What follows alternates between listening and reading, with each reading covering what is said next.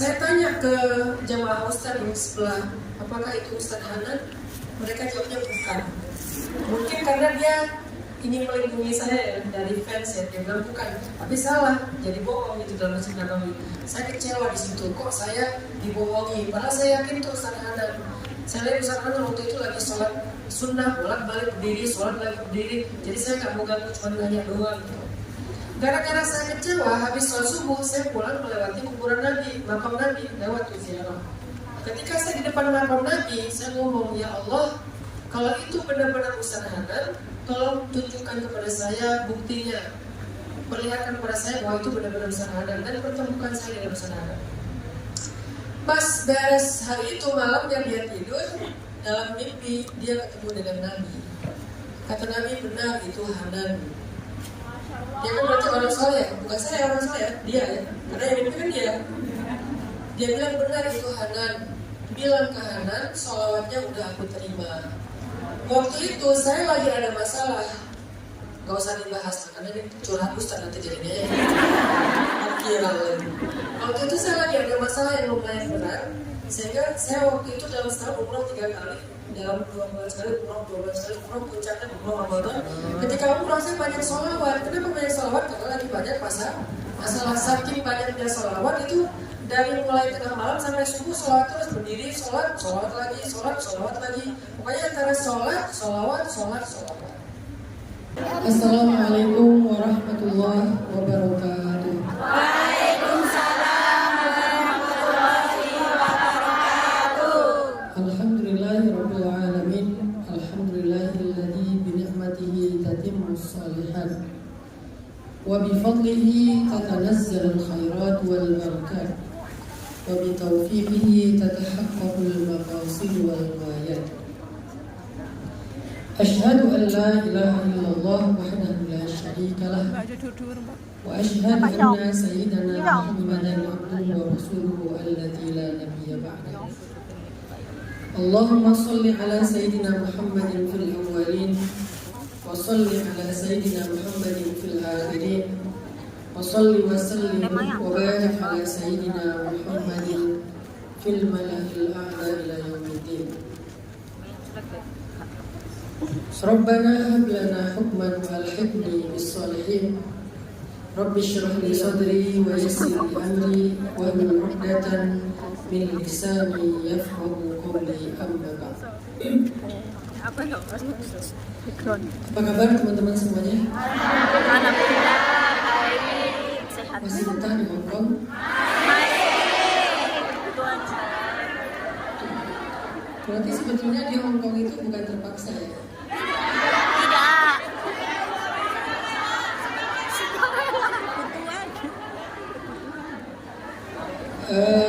Pertama-tama saya pengen ngucapin makasih buat Bunda Nuris yang luar biasa ya. Bunda Nuris ini menjadi magnet orang-orang berkumpul dalam majelis zikir. Bukan saya magnetnya. Karena kalau Bunda Nuris nggak ada di Hong Kong, mungkin saya juga kayaknya Nggak di sini Ustaz. Jangan gitu dong. nggak sampai ke Hong Kong. Saya nggak sadar tiba-tiba saya udah ke Hong Kong ini berapa kali ya Bunda? Lebih, udah sering kali lah. Pokoknya saya kalau pengen makan rawon saya ke Hong Kong. Padahal rawon ada di Jawa Timur ya. Iya. Saya kalau kangen durian ke Hong Kong.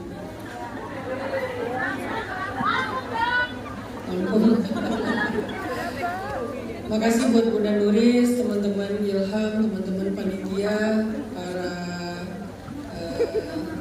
ketua-ketua majelis taklim yang ada di Hong Kong, dan khususnya anak-anak muda, para jomblo-jomblo fisabilillah. Saya tahu kalian kesini tuh lari dari mantan kan?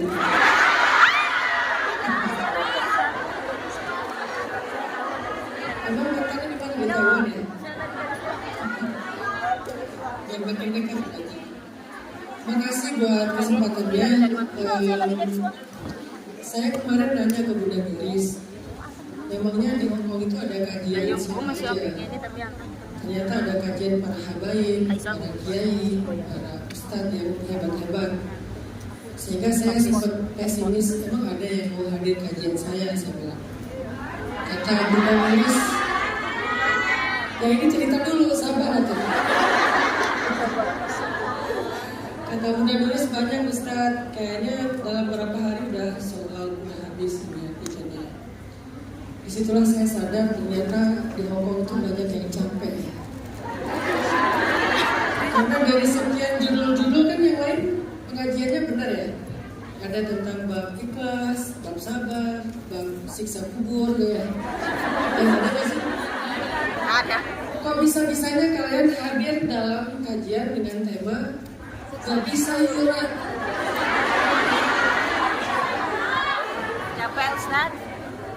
Jadi pas ditanya sama panitia, kamu mau milih yang mana? Ustadz Yura. Siapa Ustadz Yura?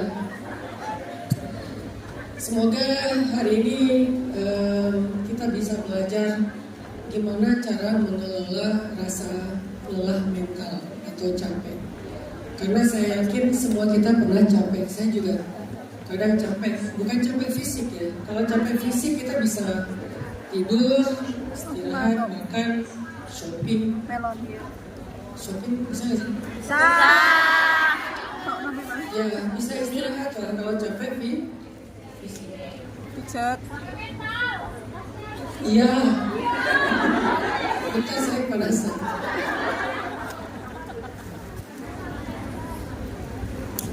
Oke. Sampai di mana tadi? Capek mental. Semua kita pernah merasakan yang namanya capek. Tapi capek yang kita pengen bahas hari ini bukan capek fisik. Karena capek fisik itu mudah sekali. Yang jadi masalah sekarang gimana kalau kita sedang mengalami kelelahan mental. Karena orang kalau lagi mengalami kelelahan mental itu dampak terhadap kehidupannya itu lebih lama, efek negatifnya lebih lama daripada capek fisik. Kalau capek fisik, efeknya cuman mungkin dia butuh waktu tidur 2-3 jam atau 8 jam. Tapi kalau capek mental, itu tuh dia bakal nggak produktifnya itu bukan hanya berjam-jam, bisa berbulan-bulan, bahkan bisa bertahun-tahun. Kita kalau lagi capek fisik nggak produktif paling 8 jam. Setelah itu produktif lagi. Setelah kita udah refresh, udah selesai istirahat, pasti kita akan beraktivitas lagi. Kayak misalnya orang capek fisik pulang kerja, istirahat semalaman, besok kerja lagi. Jadi berarti dia nggak produktifnya cuma sekitar 8 jam. Kalau yang capeknya fisiknya. Tapi kalau yang capeknya mental, itu bisa berhari-hari, berbulan-bulan, bahkan ada yang saking lelahnya mental dia tidak produktif dalam hitungan bertahun-tahun. Bisa setahun, 5 tahun, 10 tahun, ada yang bahkan setengah usianya nggak produktif gara-gara dia mengalami kelelahan mental dan dia nggak sadar. Dia nggak sadar kalau dia lelah mental. Tahu-tahu usianya udah sekian, tapi produktivitasnya jauh dibandingkan teman-temannya. Kenapa dia nggak bisa seproduktif teman-temannya? Kenapa dia nggak bisa seeksis orang lain dalam kebaikan? Kenapa dia nggak bisa sebaik orang lain dalam kualitas hidupnya? Ternyata ketika dicari tahu, dia udah lelah mental sejak usia sekian, sejak tahun sekian, sejak beberapa tahun yang lalu. Sehingga dalam fase kelelahan mental yang panjang itu, dia menjadi orang yang sangat tidak produktif, bahkan cenderung ke arah negatif. Makanya kita pengen belajar. Gak bisa Yura, aku udah capek dalam tanda petik. Artinya aku udah trauma, aku udah nyerah, aku udah gak percaya lagi, aku udah takut, aku udah putus asa. Semua ini adalah makna dari capek mental. Banyak ciri-ciri orang yang sedang mengalami kelelahan mental. Biar kita bisa coba cari tahu, apakah saya punya ciri-ciri itu bisa. Contoh, salah satu di antara ciri orang yang mengalami kelelahan mental itu adalah anxiety, kecemasan yang berlebihan. Segala dicemasin, semuanya bikin dia jadi overthinking. Kalian pernah mencemaskan sesuatu? Seberapa mengganggu rasa cemas itu pada kalian, itulah indikator lelah atau tidaknya. Kalau cemas segala terhadap sesuatu dan gak mengganggu banget, itu wajar, kita sering cemas. Nanti gimana ya, dia gimana ya, mereka gimana ya, itu kan wajar. Tapi kalau kecemasan ini udah dalam waktu lama gak ada solusi, atau kadang-kadang kita malah mencemaskan hal-hal sepele, hanya masalah-masalah hiburan kita cemasin. Nonton sinetron drakor, cemas. Nanti endingnya bakal gimana, mati gak ya, gitu kan. Mereka putus gak ya, mereka balikan gak ya, cemas. Akhirnya overthinking mikirin ending dari sebuah drakor. Baca gosip di Lambe Syariah. Ya, apa? Baca gosip di Lambe apa gitu lah ya. Terus cemas sendiri. Kenapa mereka begini, kenapa mereka begitu, jadi kepikiran, jadi kebawa mimpi. Kadang-kadang kecemasan tentang hal-hal yang sebetulnya nggak terlalu berkaitan dengan kehidupan kita, tapi kita cemasin. Atau mencemaskan hal yang kita itu udah nggak punya kemampuan untuk merubahnya. Mencemaskan tentang masa lalu, mencemaskan tentang masa depan yang belum terjadi. Bahkan itu belum terjadi kita udah cemas. Maka orang yang mengalami anxiety disorder atau mengalami kecemasan yang berlebihan, ada serangan kecemasan, berarti dia sedang mendapatkan kelelahan mental. Mental dia butuh rehat. Nanti kita cari tahu gimana cara rehat mental. Kalau cara rehat fisik kita udah tahu. Gimana cara rehat mental? Sehingga muncul rasa cemas yang berlebihan. Dan rasa cemas ini bikin kita gak nyaman dalam segala hal. Kita akan terus overthinking dengan segala hal. Kita akan terus memikirkan sesuatu yang bahkan belum terjadi. Bisa jadi gak akan terjadi sebetulnya. Tapi kita udah terlanjur memikirkan dan mencemaskannya.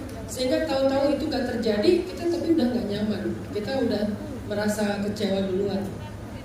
Cemas dengan LDR, apalagi kalian tinggal jauh. Jangankan yang baru pacaran, yang udah nikah aja kalau LDR mencemaskan ya. Kayak tadi pagi ada yang nanya gimana menanggapi suami yang ganti nomor telepon sampai 3 kali. Kenapa kamu khawatir? Jangan-jangan memang kuotanya habis terus nggak bisa diisi, akhirnya nomornya mati, harus ganti nomor. Jangan-jangan dia ganti nomor gara-gara dia kejebak sama pinjol. Jangan-jangan dia ganti nomor karena dia diganggu sama mantan. Demi kesetiaannya sama kamu dia ganti nomor. Jangan-jangan kan ada banyak kemungkinan kan. Tapi gara-gara cemas kita udah gak sanggup berhusnuzon. Sedangkan suuzon itu hanya menyiksa diri kita, tidak menyiksa orang lain. Ini kalian boleh jadikan sebagai quotes of the day. Gak penting-penting banget sih, tapi gak apa-apa lah kalian catat. Gak usah direkam. Kalau direkam biar FYP boleh. Tapi syaratnya harus pakai filter yang bagus. Kalau sayangnya gak putih, gak akan saya request ya. Oh, quotes. Ada banyak hal yang terjadi dalam hidup kita sebetulnya lebih kecil dari pikiran kita. Yang membuat hal itu besar itu adalah prasangka kita, anxiety kita, kecemasan kita. Dan setiap kali kita berprasangka buruk kepada seseorang, prasangka itu tidak akan merugikan dan menyakiti orang itu. Prasangka buruk hanya akan menyakiti diri kita sendiri. Udah. Jangan panjang-panjang begitu. Kalau panjang namanya skripsi.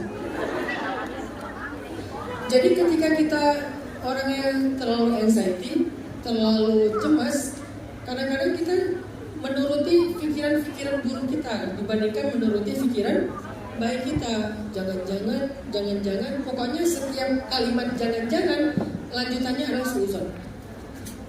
Jangan-jangan. Semakin banyak kata jangan, semakin bukan jangan makanan ya. Semakin banyak jangan, semakin enak gitu. Apa sih ini? Membahas makanan siang-siang. Semakin banyak kata-kata jangan, semakin kalian tertekan. Jangan-jangan mulai tertekan. Atau jangan-jangan makin tertekan.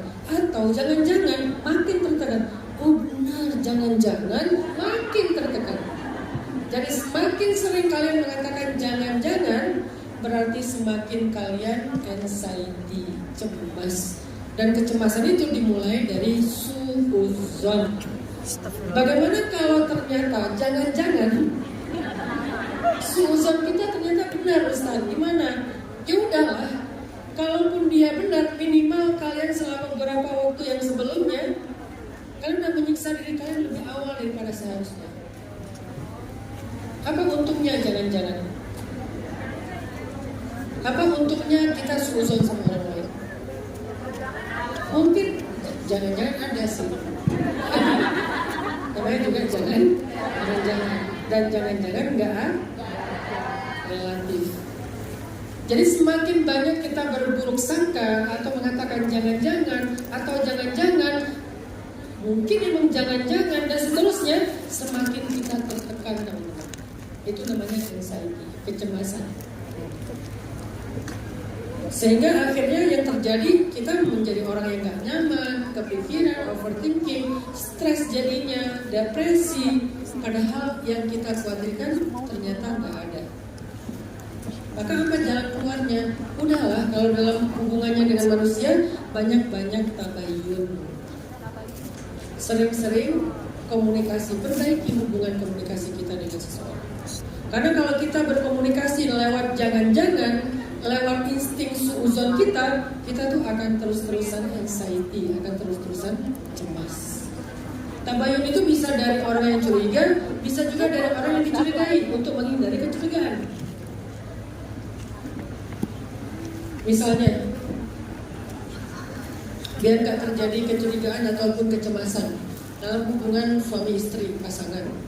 Sebelum pasangan kita misalnya cemas, sebelum pasangan kita curiga, sebelum pasangan kita cemburu buta, maka kemudian kita duluan yang menjelaskan, tabayun namanya.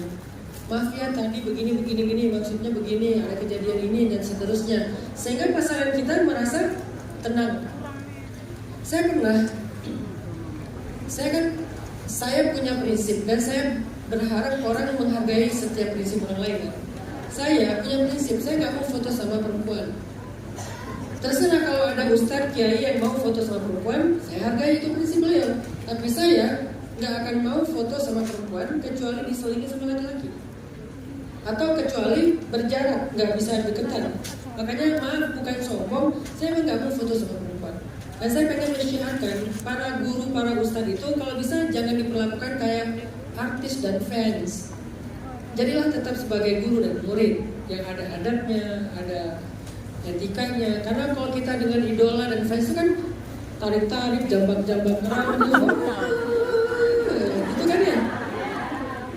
Dan saya nggak pengen digituin, sehingga saya nggak mau foto sama perempuan. Kalau sama laki-laki pun saya fotonya sewajarnya, bukan yang foto kayak gimana gitu. Kadang-kadang ada juga foto saya sama laki-laki kan, pas lagi foto biasa aja, pas saya lihat hasilnya kelihatannya gini. Aduh saya jadi geli. Saya nggak mau foto sama perempuan, itu prinsip saya. Tiba-tiba, namanya orang mungkin karena mengidolakan ya, lagi jalan ada ibu-ibu nerobos panitia langsung foto dan nempel gitu. Nah sebelum dia posting, saya udah tabayun dulu ke istri saya. Tadi maaf ya tadi nggak sengaja karena panitianya mungkin lagi ribuan, ada ibu-ibu yang foto dan dia langsung nerobos ke depan. Sehingga itu cara saya untuk menenangkan pasangan saya. itu adalah komunikasi. Jadi husnuzon atau suuzon, tabayun itu nggak hanya dari kita duluan yang curiga, tapi dari orang yang akan dicurigai juga berhak untuk tabayun duluan. Contoh, Nabi pernah pulang malam-malam berdua sama istrinya, kalau nggak salah waktu itu sama Sofia gitu kalau nggak salah. Siapa Saya lupa Sofia? nanti diceritain, pokoknya sama istrinya. Pulang malam-malam sama istrinya, terus ngelewatin satu jalan yang agak-agak remang-remang itu agak gelap, kan waktu itu emang nggak ada lampu ya. Kalau malam banyak tempat yang gelap. Pas lewat di salah satu gang yang agak gelap, tiba-tiba di hadapan Nabi itu ada dua orang sahabat yang berpapasan. Jadi Nabi mau lewat, sahabat juga lewat jalan yang sama. Ngelihat Nabi lagi sama seorang perempuan, sahabat ini belok. Dia belok, gak mau berpapasan sama Nabi. Sama Nabi dipanggil, sini kata Nabi. Ada apa ya Rasulullah? Ini adalah istriku yang aku antar pulang biar dia aman di malam hari. Nabi tabayun, ini istriku gitu kata Nabi. Sebelum mereka sempat bersuuzon, Nabi tadi jalan sama siapa ya? Sebelum itu terjadi, maka Nabi tabayun dulu, ini istriku kata Nabi. Sehingga kemudian mereka bilang gini, ya Rasulullah, gak mungkin kami berburuk sangka kepada engkau. Apa kata Nabi? Mungkin sekarang enggak, tapi bagaimana besok, lusa dan seterusnya. Tiba-tiba ada gosip Nabi lagi dekat sama siapa. Oh pantesan malam kemarin, kan gosip itu berkembang kan? Enggak hanya dalam satu omongan. Jadi kejadian sekarang disimpan dulu, belum jadi gosip. Baru jadi gosip besok, minggu depan, bulan depan, bahkan tahun depan. Kalau nggak ditabayun, suatu saat akan jadi bahan untuk mengembangkan sebuah gosip. Sehingga kata Nabi, sesungguhnya syaitan bersembunyi di dalam aliran darah manusia. Artinya dia tahu kapan dia harus bergosip, setan itu tahu banget. Nggak sekarang belum cukup bahan gosipnya, simpan aja dulu. Nanti begitu nemu lagi informasi berikutnya, terserah benar atau salah, kumpulin, lama-lama diramu, jadilah sebuah gosip. Dan gosip itu akhirnya jadi fitnah. Jadi akhirnya solusinya Nabi tabayun, perbaiki komunikasi. Ini istriku kata Nabi. Maka di sini pelajarannya buat kita, apa yang bikin kita cemas selama ini? Maka coba tabayun. Apa yang berpotensi bikin keluarga kita cemas? Coba tabayun. Kalau nggak dari orang yang suuzon, yang duluan komunikasi, dari orang yang dicurigai, siapapun, perbaiki komunikasi, insya Allah akan menghilangkan kecemasan dan rasa tidak nyaman dalam sebuah hubungan. Perbaiki komunikasi. Lebih baik dalam berdiskusi, jangan langsung memvonis, jangan langsung menghakimi. Kita bisa menanyakan, kita bisa mendengar, karena kemampuan mendengar itu lebih penting daripada kemampuan berbicara. Hari ini semua orang bisa berbicara, tapi sedikit sekali yang bisa mendengarkan. Orang yang bijak adalah orang yang punya kemampuan mendengar lebih besar daripada kemampuan berbicara. Jadi jangan lihat orang yang bijak itu yang banyak ngomong, kayak penceramah kayak gini nih. Enggak. Kalian kalau mau menilai orang yang bijak, jangan nilai ketika dia di atas panggung kayak gini. Semua orang hebat kalau di atas panggung. Ngomongnya ideal banget gitu. Makanya kemarin pas saya lagi jalan-jalan sama Bunda Nuris, mau beli, waktu itu beli mie ramen ya Bunda, cari mie ramen. Di Hongkong kan banyak tuh yang enak-enak tuh. Sama Bunda bilang, ini Ustaz, enak. Tar dulu, saya langsung buka Google Translate, kan itu bahasa Cina semuanya. Saya pakai Google Translate, saya cari ini komposisinya ada apa aja. Ternyata apa coba? Isinya adalah bubuk tulang babi. Salah satu ingredientsnya adalah pork bone powder. Jadi bubuk tulang babi itu salah satu ingredientnya. Saya temukan dengan cari di Google Translate. Kan Google Translate itu ada yang pakai kamera gitu kan, foto lah. Saya bilang ke Bunda, Bun ini gak halal. Kata Bunda, Ustadz ini harusnya ceramah di atas panggung aja. Jangan dalam kehidupan sehari-hari. Kalau saya cuma ceramah di atas panggung, saya pencitraan. Kalau saya cuma bagus ketika ngomong kayak gini, berarti saya munafik. Apakah kalian mau mendengar nasihat dari orang munafik? Apa yang kita dengar nasihat dari orang munafik? Apa arti munafik? Yang gak sama antara lisannya dengan perbuatannya. Apa yang kita dengar nasihat dari orang munafik? Orang yang kita dengar nasihat itu adalah orang yang sama antara lisannya dengan perbuatannya. Terserah penampilannya, makanya jangan menilai penampilan. Ini penampilan pakai kupluk nih, kayak Bob Marley ya. Aliran-aliran Rastafarian reggae gitu.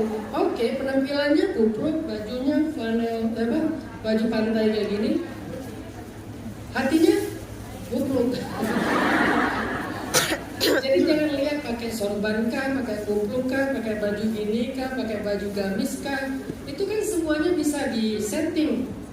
Maka selaras nggak antara lisannya dengan perbuatannya, itu yang kita nilai. Makanya saya bilang, kalau kita mau menjadi orang yang baik, lebih dahulukan mendengar daripada bicara. Karena bicara semua orang bisa baik, tapi kemampuan mendengar, lalu kemudian menerima, berdamai, mengalah, berlapang dada, memaafkan, itu nggak mudah. Itu nggak mudah. Bahkan seorang Ustadz Kiai Habib pun belum tentu mampu. Nggak mudah itu kayak gitu. Jadi pertama, ciri orang yang mengalami kelelahan mental itu adalah anxiety, cemas yang berlebihan. Di antara contoh kecemasan itu adalah mencemaskan pasangan, mencemaskan orang kita, mencemaskan keluarga, mencemaskan anak, mencemaskan teman kerja, mencemaskan partner bisnis. Lalu apa solusinya? Kata Yun, perbaiki komunikasi dengan pasangan, komunikasi dengan keluarga, perbaiki. Cara perbaikinya, jangan nunggu orang yang curiga untuk nanya duluan. Kadang kita sebagai orang yang berpotensi dicurigai, kita duluan yang menjelaskan. Dan itu jauh lebih baik daripada ketika kita baru ditanya baru kita jelaskan. Itu berlaku dalam kehidupan Nabi, dalam kehidupan sahabat. Makanya ayatnya fatabayyanu, dan perbaikilah komunikasi kalian sejelas-jelasnya. Sehingga anxiety tadi, kecemasan tadi mulai bisa reda. Bagaimana kalau kita cemasnya bukan ke manusia, tapi kepada takdir? Mencemaskan masa depan, mencemaskan keuangan. Bisa nggak ya bayar anak sekolah, bentar lagi mereka mau sekolah, bentar lagi mereka mau SMP, mau SMA, mau kuliah, bentar lagi harus bayar kontrakan. Bisa nggak ya saya melunasi hutang saya semakin bulan, setiap bulan nambah, karena saya terlilit hutang pinjol misalnya, yang bunganya aja nambah terus, apalagi pokok hutangnya. Bisa nggak ya? Nah, bagaimana kalau kita mencemaskan takdir dan keadaan? Sebagiannya belum terjadi, tapi kita udah mencemaskannya. Mungkin nggak ya saya dapat jodoh dengan kondisi saya sekarang? Mungkin nggak ya saya punya imam yang hafiz, sementara saya nggak bisa baca Quran? Saya pengen punya imam yang bisa imamin saya sholat, bacaannya panjang-panjang, sementara saya setiap sholat bacanya Al-Ikhlas. Sesekali mau ganti surat, nyasar. Malam ini pengen ganti surat. Ayyul maghdubi alaihim waladdallin. Al-Ikhlas. Alif Lam Mim. Al-Baqarah cerita. Kok makan sih pasti?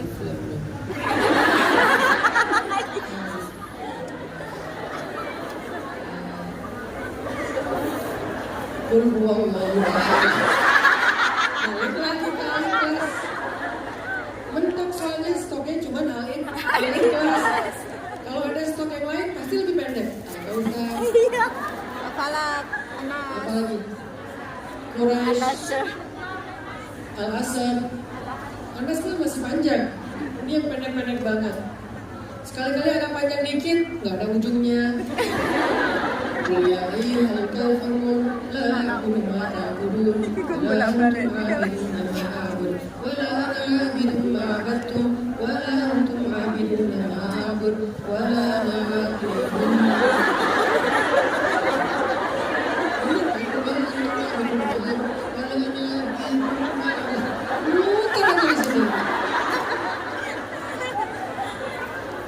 Ya Allah, dengan kondisi saya mungkin saya punya suami yang hafiz, yang rajin baca Quran, sementara saya bukan perempuan yang baik-baik aja, dan seterusnya. Gimana kalau kita mencemaskan tentang masalah takdir? Salah satunya masalah keuangan, karir, kesehatan, jodoh. Ada satu kalimat dari TikTok yang menurut saya relate, tapi agak vulgar kalimatnya. Ini bukan kata-kata saya, disclaimer dulu. Kalimatnya, kalau kalian khawatir tentang jodoh, kalian belum dapat pasangan, jangan khawatir. Bisa jadi calon pasangan kalian sedang mengurus surat cerai.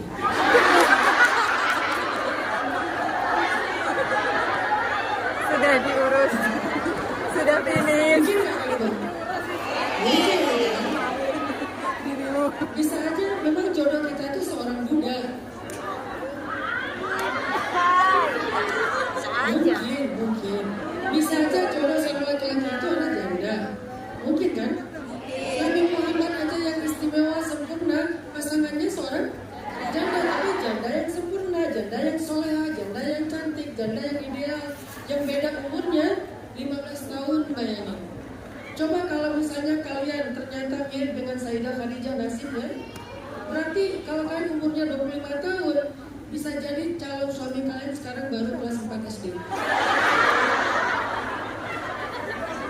Ya kan? 10 tahun kan berarti kelas 4 SD. Sabar, suami kamu lagi bikin PR. Calon suami kamu lagi bikin PR. Doakan dia supaya naik kelas. Karena setahun dia tinggal kelas, berarti jodoh kalian harus delay setahun.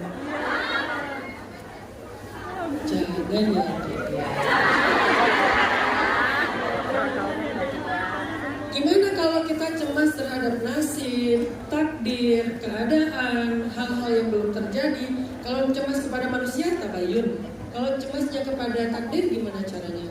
Belajar menitipkan urusan kalian kepada Allah.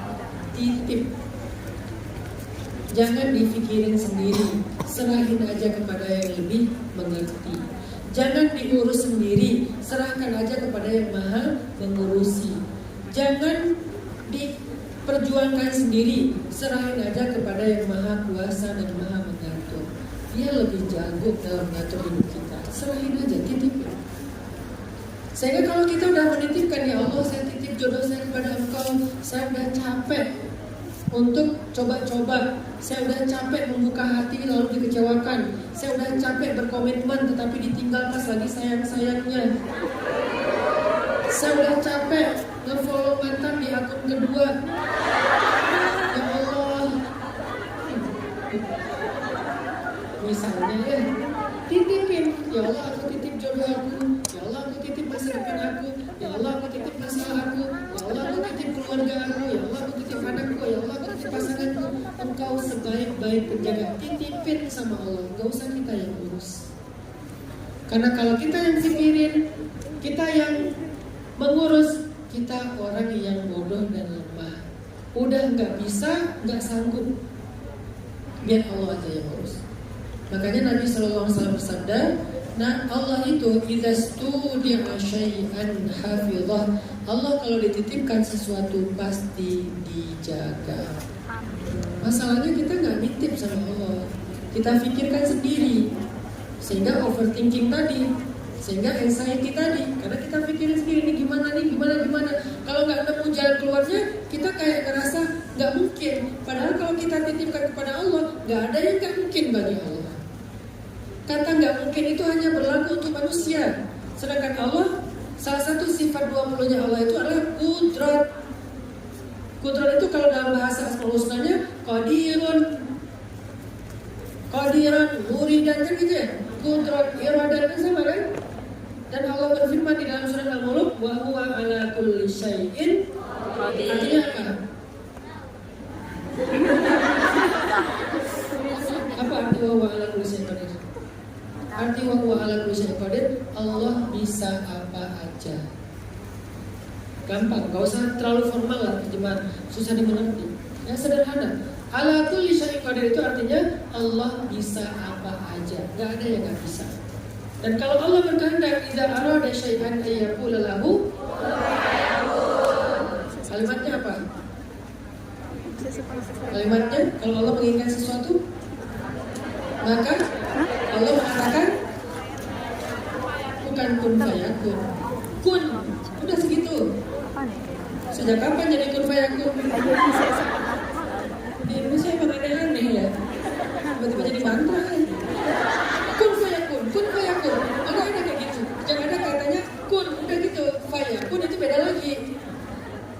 kun artinya jadilah, maka jadilah. Nah, maka jadilah itu bukan kata-kata dari Allah. Kata-kata dari Allahnya kun, jadilah udah. Sehingga ini apa sih? Ada ngerti gak sih? Ya gitulah pokoknya. Yang saya mau sampaikan teman-teman, obat dari kecemasan, obat dari lelah mental, gara-gara kita mencemaskan sesuatu yang kita nggak mampu menjalaninya, nggak mampu mencari jalan keluarnya, nggak mampu mengontrolnya, karena itu belum terjadi atau sudah berlalu nggak terjadi. Gimana cara mengobati kecemasan kayak gini, anxiety kayak gini? Belajar yang namanya menitipkan urusan kita kepada Allah. Coba kalian punya mushaf digital kan di handphone? Punya. Coba buka surat Al-Kahfi.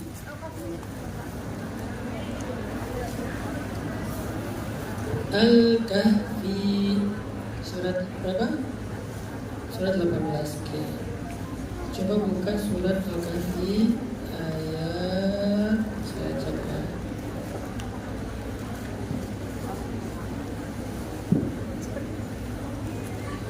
Surat Al-Kahfi ayat 82. Ini bukti Allah kalau dititipin sesuatu pasti dijaga. Allah berfirman di surat Al-Kahfi ayat 82.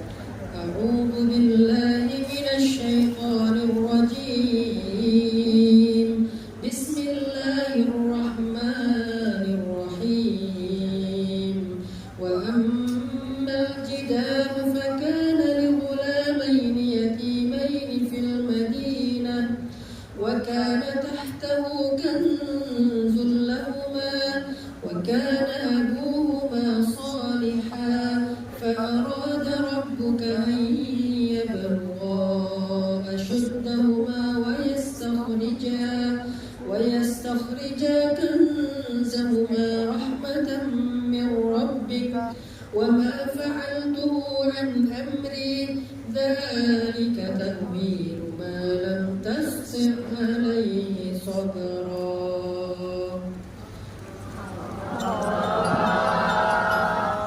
Apa terjemahannya? Wa ammal jidar, adapun dinding, sesungguhnya itu adalah milik kedua anak yatim di kota tersebut. Dan di bawah dinding itu ada harta yang disimpan oleh ayah mereka. Sedangkan ayah mereka berdua adalah laki-laki yang salih. Jika Allah ingin supaya mereka berdua tumbuh dewasa, lalu kemudian dikeluarkanlah harta titipan itu sebagai rahmat dari Allah.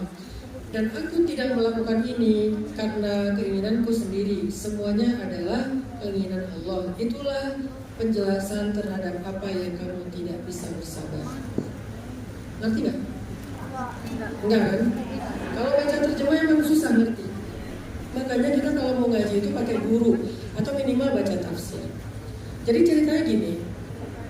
Ini kan cerita Nabi Musa dengan Nabi Khidir misalnya. Suatu ketika Nabi Khidir dengan Nabi Musa melakukan perjalanan safar. Sampai di sebuah negeri, Nabi Khidir minta tolong kepada penduduk itu untuk ngasih tumpangan menginap karena udah kemalaman. Di zaman itu, memberi tumpangan menginap untuk musafir itu adalah bagian dari kewajiban. Jadi kalau ada musafir yang terlantar, harus kasih tempat menginap untuk mereka, ada kamar untuk mereka. Nah ternyata setiap rumah di negeri itu menolak, karena orang di negeri itu pelit semuanya, pelit, egois, jahat. Akhirnya Nabi Khidir dengan Nabi Musa terpaksa menginap di sebuah rumah yang sudah roboh, rumah tua, rumah terbengkalai, roboh, jelek, inaplah di situ. Gara-gara di semua rumah ditolak. Pas paginya Nabi Khidir tiba-tiba memperbaiki keadaan rumah itu, dibangun ulang, direnovasi sendiri sama Nabi Khidir. Karena ngelihat Nabi Khidir kayak gitu, Nabi Musa ikut bantuin. Akhirnya mereka berdua ngebangun lagi rumah yang mau roboh tadi sampai menjadi utuh dan baik kembali. Setelah selesai, Nabi Musa nanya kepada Nabi Khidir, "Ya Nabi Allah, kenapa engkau ingin memperbaiki rumah di negeri orang-orang yang pelit ini? Kenapa gak dibiarin aja rumahnya kayak gitu? Kok kamu malah berbuat baik kepada orang yang sudah jahat sama kita?" Apa jawaban Nabi Khidir? "Wahai Musa, sesungguhnya rumah ini milik dua anak yatim. Dulu mereka punya seorang ayah yang solih. Sebelum ayah itu meninggal dunia, ayah itu ingin menitipkan harta warisan untuk menjadi warisan bagi anak-anaknya. Tapi karena anak-anaknya masih kecil, dia bingung nitip ke siapa ya harta warisan ini. Karena anak kecil nggak bisa memegang harta warisan, nanti nggak akan bisa dikelola dengan baik. Dititipin ke tetangga, tetangganya nggak ada yang benar, malah habis. Dititipin ke keluarga, keluarganya nggak ada yang solih, nanti malah zolim. Akhirnya ayah yang solih ini menyembunyikan harta di bawah dinding. Lalu dia bilang kepada Allah, ya Allah, aku titipkan harta ini sebagai warisan untuk anak-anakku sampai mereka dewasa. Meninggallah laki-laki solih ini. Setelah mereka meninggal, anak yatim ini tinggal di pondok pesantren, madrasah. Kalau sekarang namanya pondok, dulu namanya madrasah. Karena mereka masih kecil, kayak panti asuhan gitulah. Ketika mereka dirawat di panti asuhan masih kecil, harta ini kan masih tersimpan di bawah dinding rumah. Allah pun menjaga harta ini dengan cara rumahnya dibikin roboh, dindingnya roboh, sehingga ketika rumahnya roboh, nggak ada satu orang pun yang mau datang ke rumah itu, yang mau memeriksa isi rumah itu, yang mau merawat rumah itu. Jadilah rumah yang terbengkalai, kayak rumah yang ada hantunya. Jadilah rumah itu aman dari setiap pencuri, karena dianggap rumah yang tidak terurus. Padahal di bawahnya ada harta yang sangat banyak. Ketika anak-anak ini udah remaja, udah lulus sekolah, Allah mengutus 2 nabi untuk memperbaiki rumah itu. Nabi Musa dan Nabi Khidir diutus jauh-jauh. Nabi Musa dari Palestina, Nabi Khidir dari 2 pertemuan laut. Mereka berjalan berminggu-minggu demi untuk membangun kembali rumah yang sudah roboh milik anak yatim tersebut. Pertanyaan saya, kenapa nggak ngutus tukang aja ya? Kenapa nggak tukang aja? Kan bisa aja tiba-tiba tukang mimpi disuruh perbaiki rumah di sebelah rumahnya, sehingga besoknya tukang perbaiki rumah itu, bisa kan? Bisa. Kenapa harus nabi yang jauh? Sebegitulah baiknya Allah menjaga amanah, menjaga titipan. Saking Allah pengen sempurna, Allah nggak mau rumah itu dibangun oleh tukang, dibangun oleh orang soleh, dibangun oleh seorang ulama. Allah mau rumah itu saking istimewanya dibangun oleh 2 nabi sekaligus. Kayak gitu cara Allah jaga amanah. Sehingga diutuslah Nabi Musa, diutuslah Nabi Khidir jauh-jauh dan sampai ke negeri tersebut. Dibangunlah rumahnya oleh 2 tangan yang mulia, tangan Nabi Khidir dan tangan Nabi Musa. Sampai terbangun, baru Nabi Khidir cari di mana panti asuhannya, anaknya kemudian disuruh pulang, diberikanlah harta yang tersimpan di bawah dinding rumah mereka. Ini bukti Allah kalau dititipkan sesuatu pasti dijaga. Berapa tahun Allah menjaga? Belasan tahun. Dari anak itu masih kecil banget sampai anak itu dewasa. Bagaimana cara Allah menjaga? Merobohkan rumahnya. Lalu bagaimana setelah roboh? Allah utus 2 nabi. Salah satu nabi itu adalah nabi yang sangat kuat. Nabi Musa itu kuat sehingga kebangun rumah sendiri sanggup. Satu lagi nabi yang misterius, yang tahu di mana rumahnya, ada cerita apa di rumah itu, Nabi Khidir. Kalau nabi yang nggak tahu ceritanya nanti bingung setelah dibangun ngapain ya. Nabi Khidir yang tahu. Sehingga 2 nabi inilah yang Allah utus untuk mengembalikan harta titipan laki-laki soleh itu kepada anak-anaknya. Kata Nabi Muhammad SAW, Allah kalau dititipkan sesuatu pasti dijaga. Jadi titipkan, ngomong ke Allah, ya Allah, saya titip jodoh saya kepada Engkau. Saya nggak tahu siapa yang terbaik untuk jadi imam dalam hidup saya. Tapi kalau boleh, dia adalah laki-laki yang good looking, yang tajir, yang soft spoken, yang ngomongnya pelan, yang ngomongnya tuh Kayak gue. Sekarang laki-laki yang soft spoken itu jadi kayak idola gitu kan. Ya kalau ngomong, kamu kenapa? Kamu kenapa sih? Dia soft spoken, act of service, good looking, tajir, udahlah. Amin. Ya Allah, berikan saya laki-laki seperti itu. Bukan yang meledak-ledak. Nah kalau pakai mic tuh pecah speakernya, soft spoken.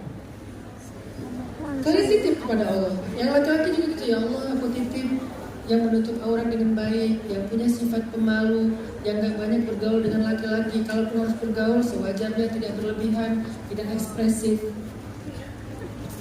Saya kalau Wis wajan Pak Om. Apa ya? Kalau saya lagi komunikasi dengan perempuan lewat chat, saya nggak mau pakai emoticon. Dan kita punya komitmen di rumah ini dengan pasangan. Kita kalau dengan lawan jenis nggak pakai emoticon kecuali satu. Udah gini aja terus. Nggak ada yang senyum-senyum, jungkir balik, little love, big hug, nggak ada. Itu hanya untuk pasangan kita atau hanya untuk keluarga terdekat kita. Ya Allah, berikan saya pasangan yang kayak gitu, imam atau makmum. Titipin ke Allah. Karena kalau kalian cari sendiri, ya sah. Kalau kalian cari sendiri, bisa salah. Kenapa? Hari ini kita hidup di zaman pencitraan. Apa yang kita lihat di sosial media kadang bertolak belakang 180 derajat daripada realita. Sosial media, penampilannya, pakaiannya, celananya, sepatunya kayak keren banget gitu kan. Terus sekarang lagi rame tuh penampilan yang gak relate dengan penghasilan kan ya. Penampilannya tuh kayak wah, kayaknya penghasilannya nih 100 juta. Pas lihat aslinya penghasilannya mungkin berapa. Masih mending si UMR, ini malah jauh di bawah UMR. Tapi penampilannya tuh kayak meyakinkan sekali. Kenapa? Sosial media, apalagi sekarang kita masuk ke era AI. Ternyata dia jago bahasa Arab, padahal hasil AI. Ternyata dia jago bahasa Inggris, ternyata AI. Saya juga curiga kan jago bahasa Cina kayak AI ya.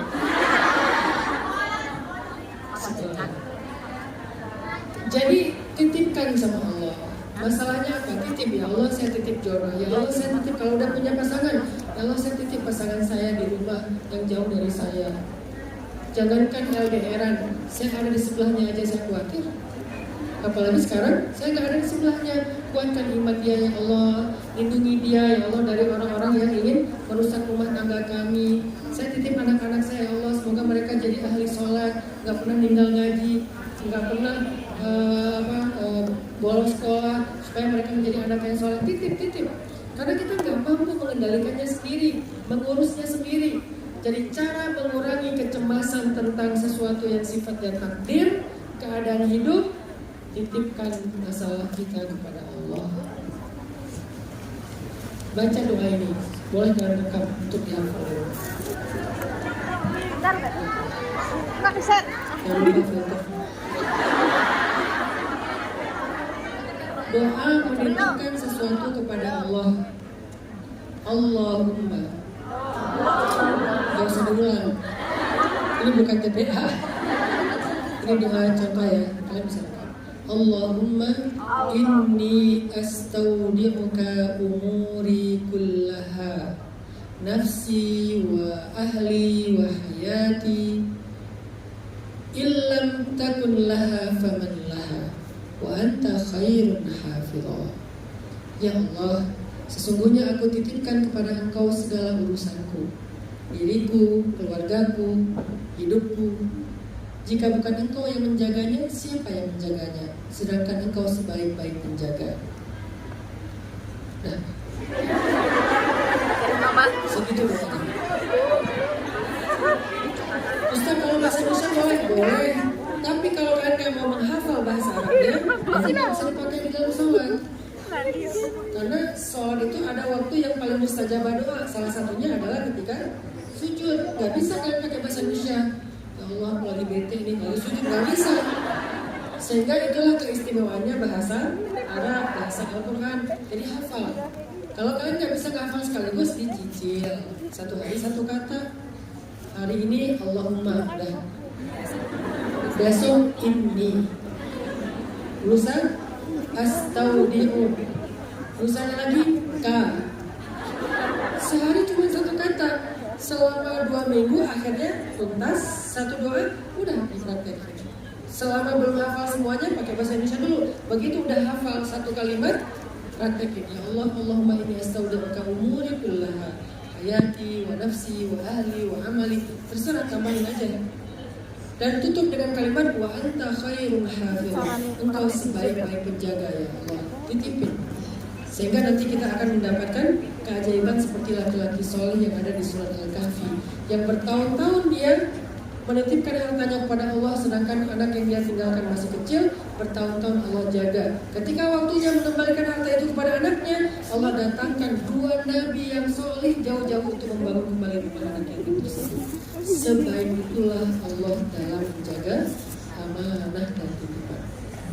Jadi 2 itu ya, cara mengurangi kecemasan. Kalau cemas dengan manusia, belajar memperbaiki komunikasi. Budayakan tabayun. Kalau nggak kita yang tabayun, dia yang tabayun duluan. Kita dengan teman misalnya, tiba-tiba kok dia jadi agak kurang respon ya sama kita, kok dia jadi diam aja ya, jangan-jangan ada masalah nih. Ya udah tabayun aja, kamu lagi sakit, kamu lagi ada masalah, kamu lagi apa, kasih tahu ke aku. Oh enggak, aku lagi, dia juga tabayun, aku lagi nggak enak hati, kemarin aku dengar dari orang kamu gini ya, ngomongin aku ya. Oh enggak, salah, udah jangan baper. Tapi namanya orang tabayun ya, udah tabayun. Tabayun itu bukan menuduh, tabayun itu pengen tahu kebenaran, makanya dia tanya. Kalau menuduh itu gini, kamu jahat, kamu memfitnah saya, kamu begini, ini namanya menuduh, itu namanya menghakimi. Tapi kalau tabayun, apakah benar? Kan diulangi, dibuka dengan kalimat pertanyaan. Kita nanti dengan pasangan juga gitu, jangan gampang baperan. Suami cuma pengen tabayun, kita bilang dia menuduh, kita bilang dia curiga, bukan. Emang hak dia, hak istri, hak suami untuk tabayun. Kecuali dia mengatakan, jadi kamu begini lah, itu baru namanya menuduh. Tapi kalau sekedar benar nggak, kalau kemarin begini, benar nggak? Kalau enggak, udah selesai. Nggak usah dilanjutkan, jangan gampang baper. Ini namanya tabayun. Dan Allah mengatakan fatabayyanu, bertabayunlah kalian supaya tidak muncul kesalahpahaman. Cara kedua, untuk menghilangkan kecemasan, biar kita nggak gampang capek mental, belajar menitipkan urusan kita kepada Allah. Yang paling bikin kita capek itu adalah kita pengen mengurus semuanya sendiri. Karena kita itu udah ada yang ngurus Allah. Jadi tugas kita tuh bukan ngurus sebetulnya, hanya menjalani ikhtiar. Hasil itu di tangan Allah, biar Allah yang ngurus hasilnya, biar Allah yang mengatur gimana endingnya. Kita ikhtiar aja, nggak usah difikirkan terlalu berlebihan. Dan ini bukan retorika ya, ini bukan nasihat cuman narasi doang, ini pengalaman pribadi. Semua kita punya masalah, termasuk saya. Saya kadang dikasih ujian yang ringan, kadang dikasih ujian yang berat. Tapi walaupun ujiannya berat, saya merasa tetap nyaman karena saya tahu ada yang mengurus hidup saya. Dan yang mengurus hidup saya itu maha baik, maha sempurna, maha kuasa. Tenang gak saya? Tenang. Seorang anak kuliah ke luar negeri, kok dia tenang di luar negeri? Karena semua kebutuhannya dicukupkan oleh ayahnya. Kok bisa dia begitu tenang? Ayahnya seorang yang kaya raya konglomerat. Kan tenang. Jadi ketika kita percaya ada yang mengurus kita jadi tenang hidupnya. Yang jadi bikin kita was-was dan berkeluh kesah, kita gak percaya ada yang mengurus kita lebih baik daripada diri kita sendiri. Sehingga kalau kita ngerasa udah mentok, kita ngerasa gak ada lagi yang bisa memperbaikinya. Padahal ada Allah yang maha kuasa memperbaiki segala keburukan, segala keadaan. Itu yang pertama. Yang kedua, ciri-ciri orang yang sedang mengalami lelah mental, susah konsentrasi, gampang ke distract. Dia kalau mau melakukan sesuatu itu susah sekali untuk bisa fokus, untuk bisa istiqomah, konsisten, gampang banget ke distract. Kalau ini hanya masalah sepele, oke. Tapi bagaimana kalau ini tentang tugas-tugas dalam hidup kita? Belajar, bekerja, menjalankan sesuatu amanah. Maka orang yang susah konsentrasi, gampang ke distract, nggak bisa fokus dengan sesuatu. Dia dalam hidup itu gak fokus, segala dicoba. Berarti dia adalah orang yang sedang mengalami kelelahan mental. Apa obatnya biar bisa fokus? Kata Allah di dalam surat Al-Insyirah, فَإِذَا فَرَغْتَ فَانْصَبْ. Belajar melupakan kegagalan yang sudah lewat. Belajar berdamai dengan kesalahan-kesalahan. Belajar berdamai dengan kegagalan-kegagalan. Jangan terlalu menuruti trauma. Karena kalau kita masih terus-terusan trauma, kita nggak berdamai dengan kegagalan.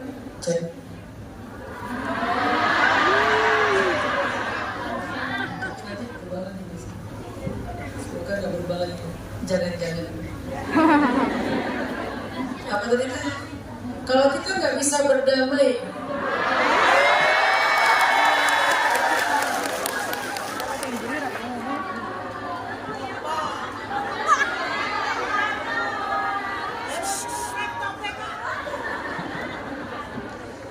kalau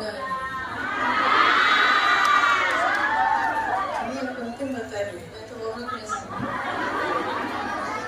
Kalau kita nggak bisa berdamai dengan sebuah kegagalan, nggak bisa berdamai dengan masa lalu, kita itu jadi orang yang nggak akan pernah bisa fokus dengan masa depan.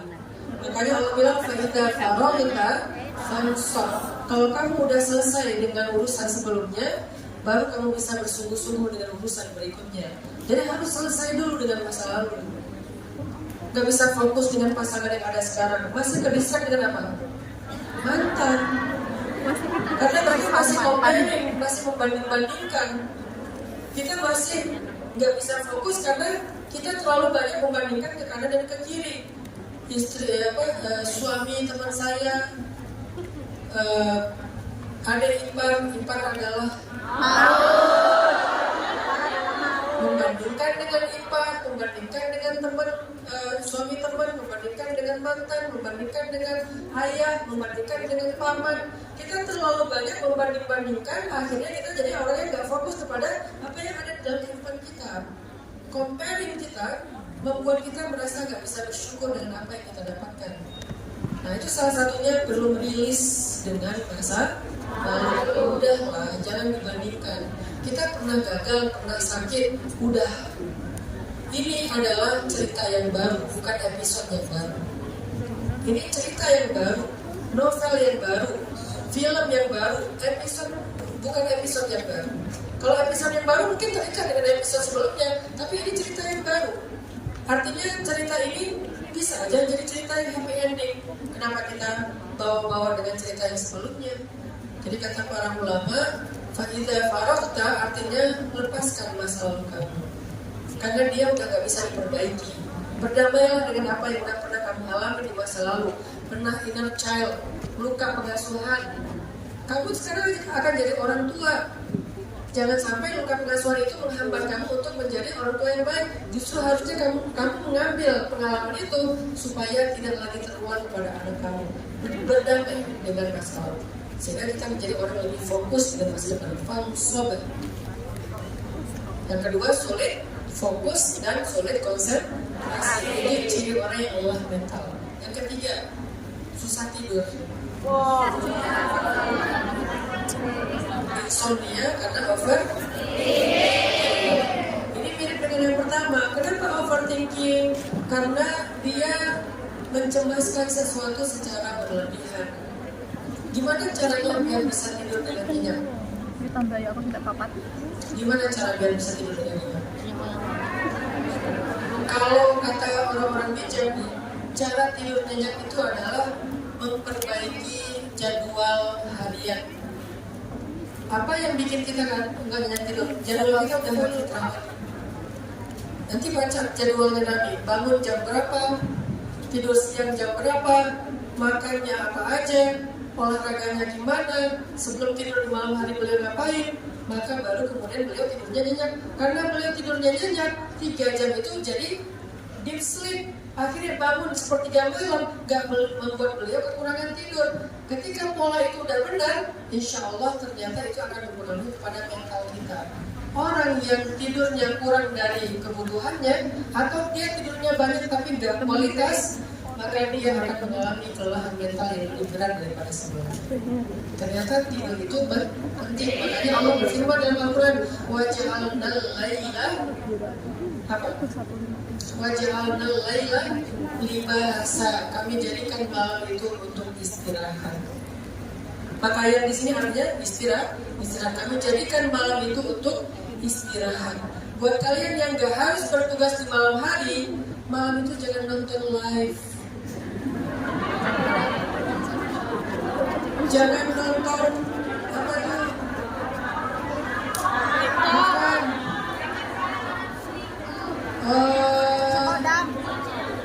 Kita kan punya misalnya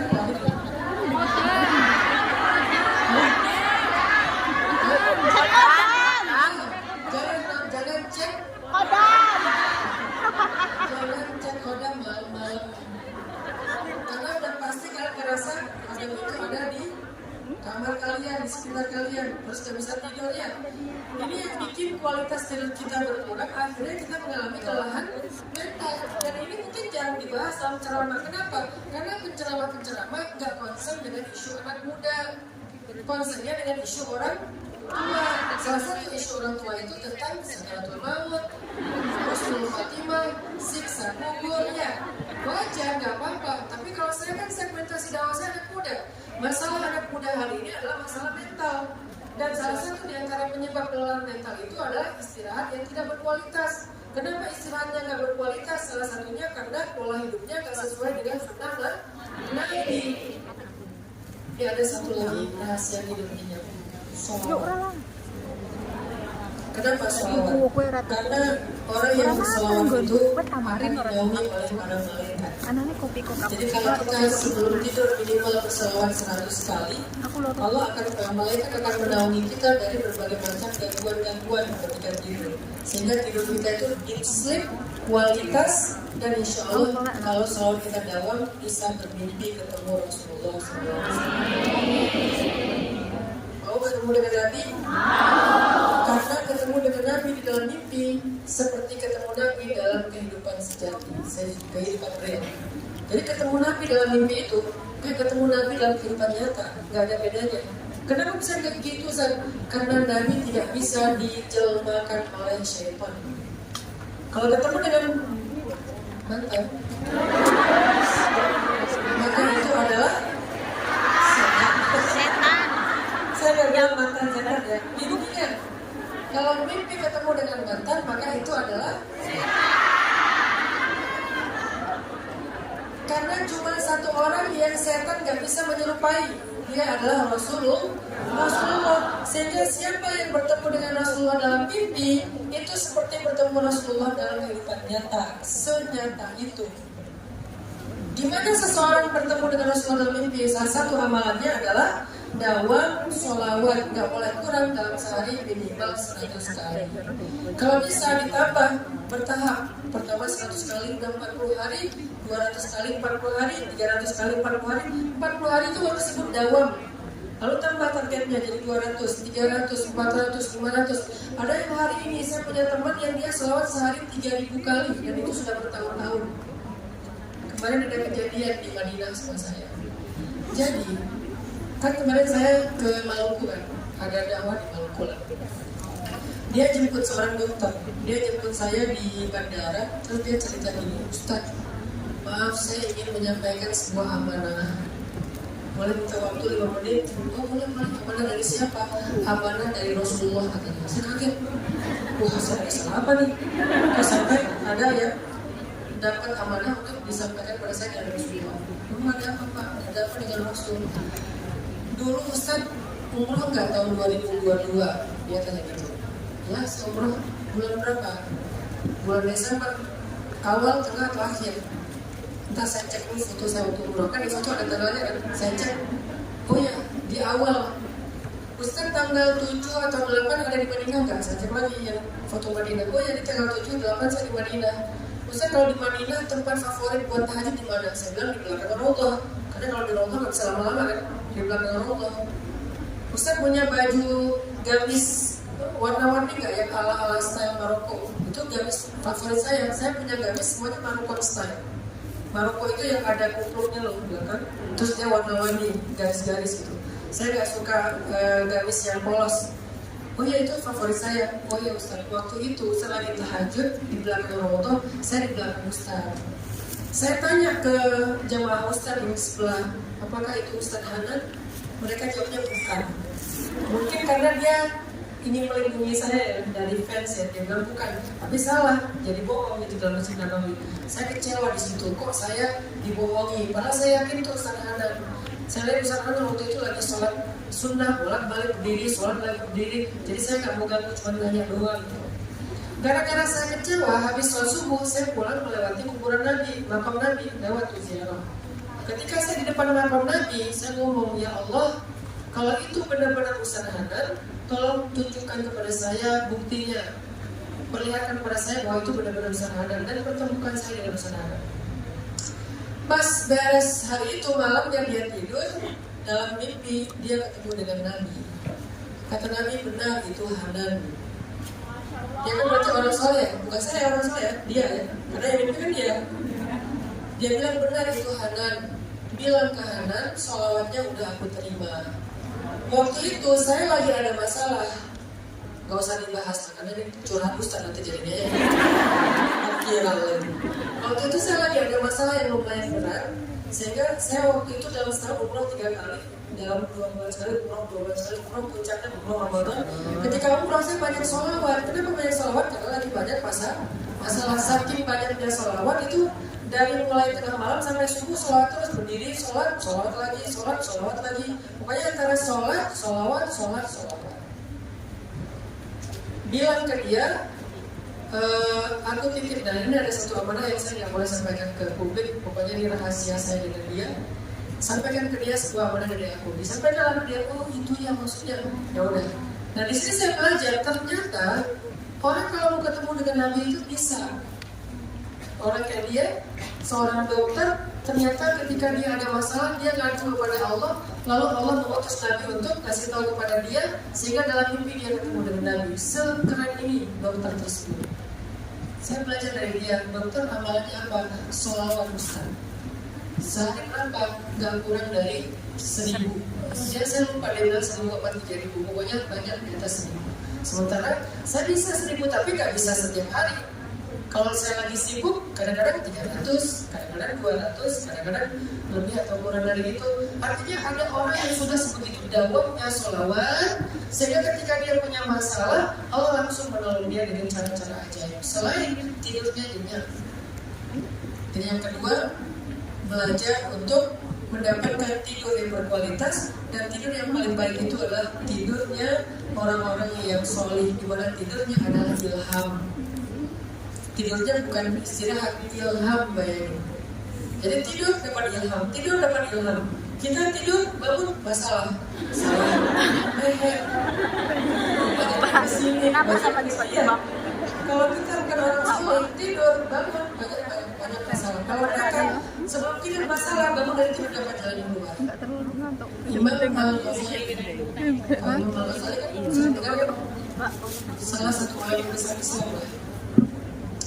Pernah ditanya sama pernah difitnah. Sebelum tidur beliau berdoa, ya Allah, saya difitnah. Coba saya minta tolong bersihkan nama saya.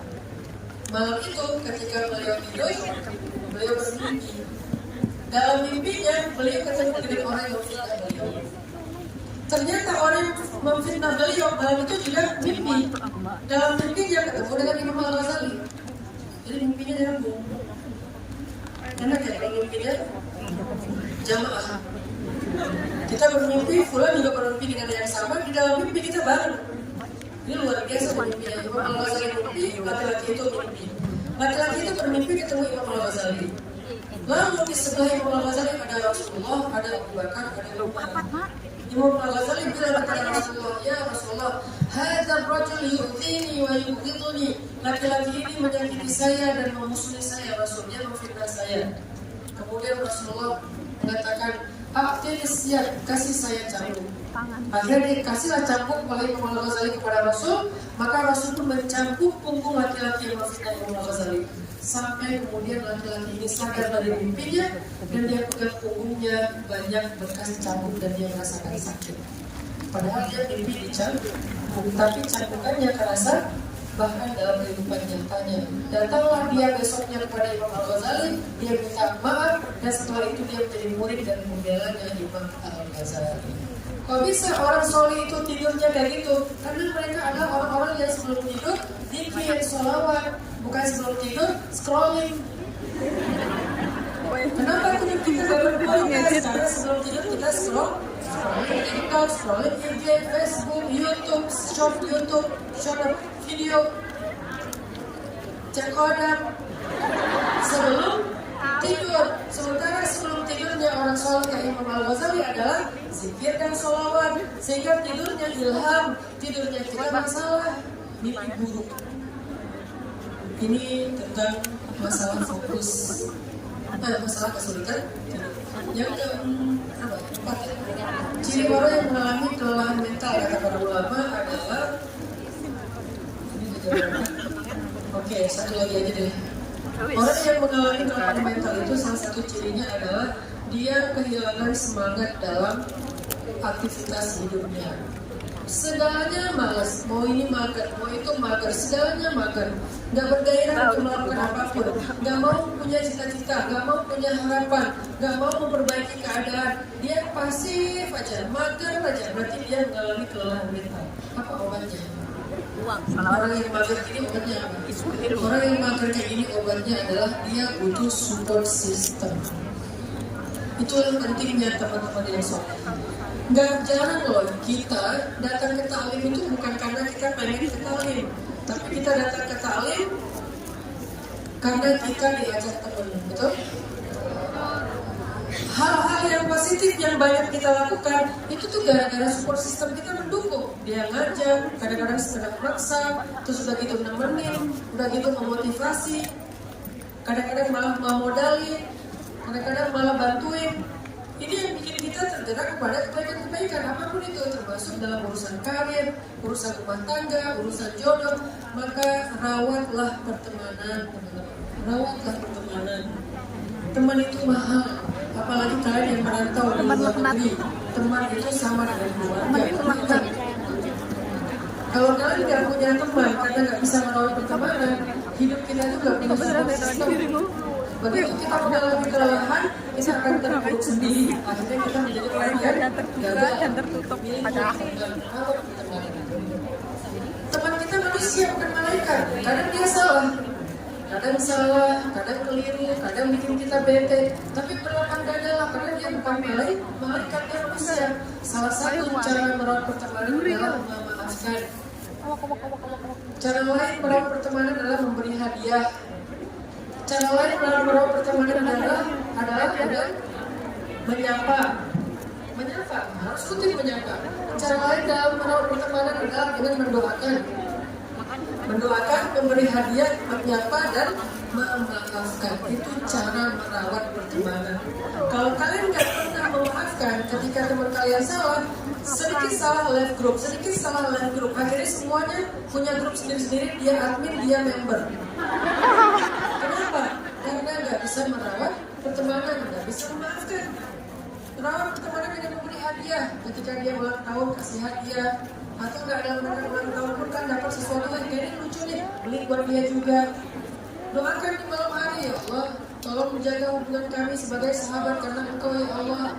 Kemudian sapa dia sesekali, gimana kabarnya, kamu lagi ada masalah apa, kalau butuh apa-apa biar ke aku, walaupun aku gak bisa bantu, minimal bisa menghibur dan segala macam. Rawat karena mereka adalah support system kita. Mereka tempat curhat kita. Walaupun kenyataannya ketika curhat jadinya adu nasib. Kita curhat, dia curhat balik. Tapi penting teman-teman punya circle yang positif itu penting.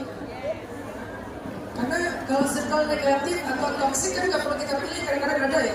Yang harus kita rawat, kita jaga, kita bangun itu circle positif. Sehingga ketika kita ketemu dengan circle toksik, kita punya tempat pulang. Tempat pulang kita adalah teman yang menerima kita dengan tulus. Saya, teman SMA saya sampai sekarang kita masih merawat hubungan di grup itu sampai sekarang. Jadi kalau saya lagi viral, biasanya saya pulang ke Aceh.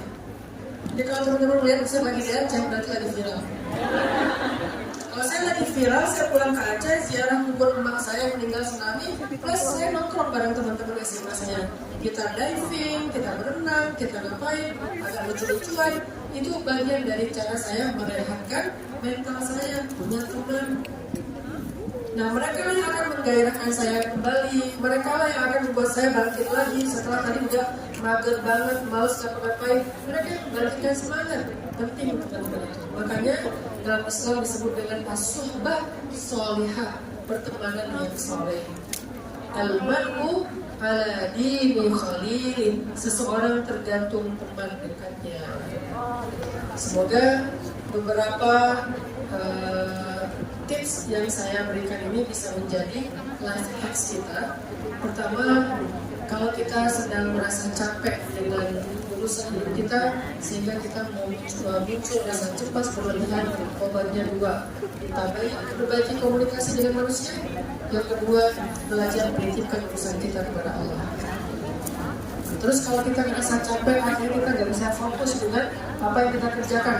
Belajar berdamai dengan kesalahan. Jangan takut berbuat kesalahan. Belajar berdamai dengan masa lalu. Masa lalu itu nggak harus selalu terulang.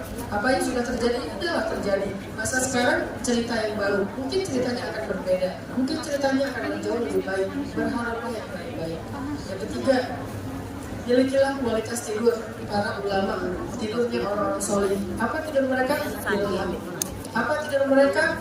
Anugerah dari Allah. Minimal tidur mereka adalah tidurnya roha, tidurnya istirahat, bukan tidurnya orang yang bangun tidur ngos-ngosan. Kenapa? Mimpi dikejar maling. Pasti nggak zikir, pasti nggak wudhu, pasti nggak, pasti malamnya dia nonton apa mungkin. Mungkin dia nonton video-video tentang kriminal atau apa gitu kan, lapor pak atau apa gitu kan ya. Dan terakhir, gimana caranya biar kita bisa mengontrol diri kita dari lelah dan satu milikilah suhbah sholihah, teman yang soleh. Sebelum saya tutup, saya ingin ngajak teman-teman sekalian. Di sini kita ada seorang sedekah. Saya pengen kasih tahu, saya punya sebuah kebiasaan.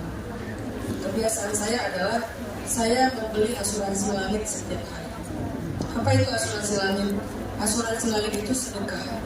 Kenapa Ustaz menyebutnya asuransi? Karena kata Nabi, tidak ketemu sedekah dan musibah di hari yang sama.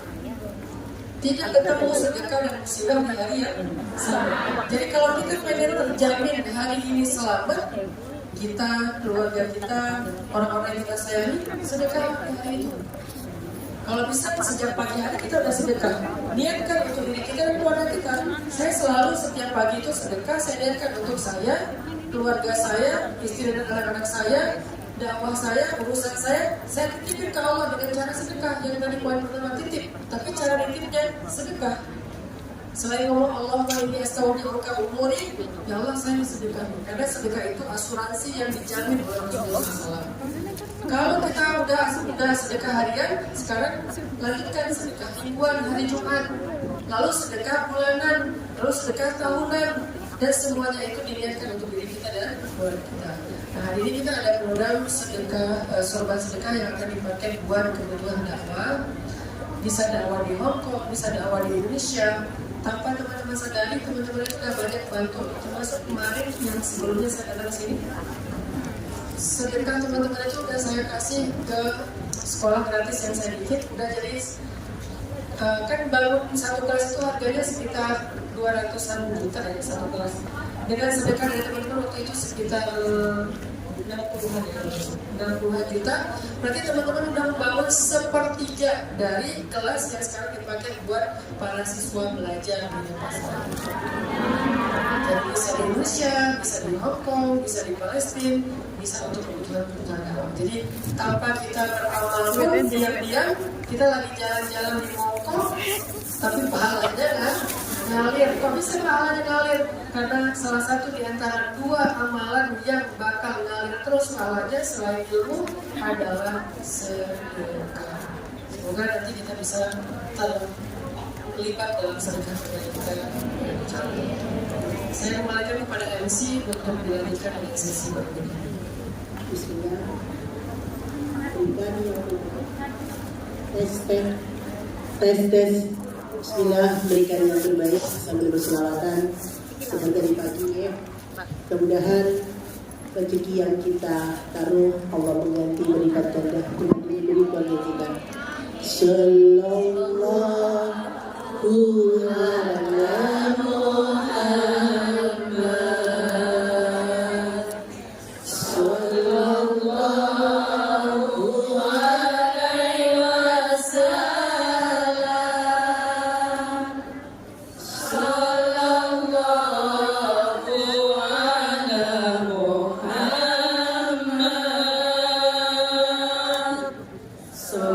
Sallallahu alaihi wasallam.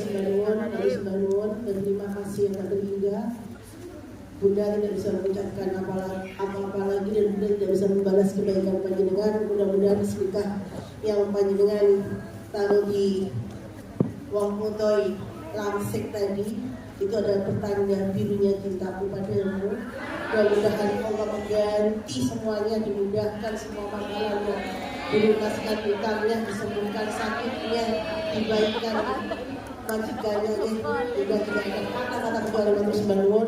Dan acara selanjutnya yaitu tanya jawab juga ya Ustaz ya. Tanya jawab, selain tanya jawab yang ada di surat cinta, ya kan, ada pertanyaan. Saya ambil 2 orang karena waktunya semakin bertambah. Pertanyaan bukan curhat ya. Kalau curhat Ustaz sudah banyak dicurhati, jadi pertanyaan yang tidak dimengerti dengan tema. Sekali ini dengan tema yaitu namanya apa sih waktu tujuh kok buri. Saya tahu ada pun mohon maaf ya karena mic yang sampai di situ. Ya, ayo yang sana sini. Sini sayang. Mungkin ada yang tanya benernya nggak dipasang Bun demi keamanan sementara ya. Iya Bun. Background.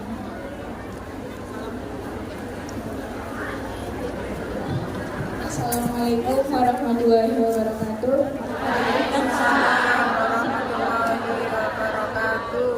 Sebelumnya perkenalkan, nama saya Mar'atus Solihah. Saya dari Indramayu.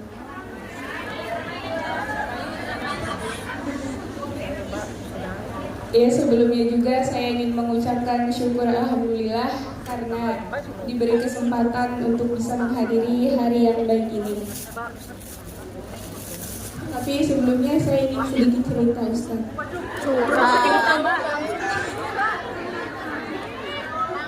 Ya, jadi belum lama ini saya dekat dengan seorang laki-laki.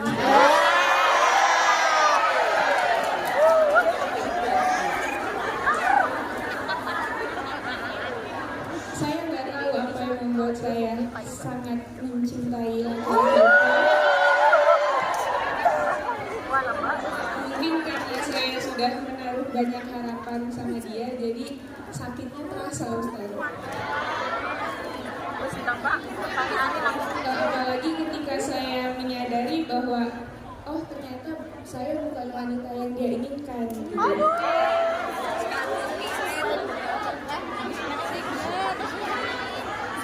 Dan ketika saya patah hati, saya melewati hari-hari saya itu sangat overthinking terus anxiety terus, Ustadz. Saya merasa bahwa hidup saya itu nggak tenang.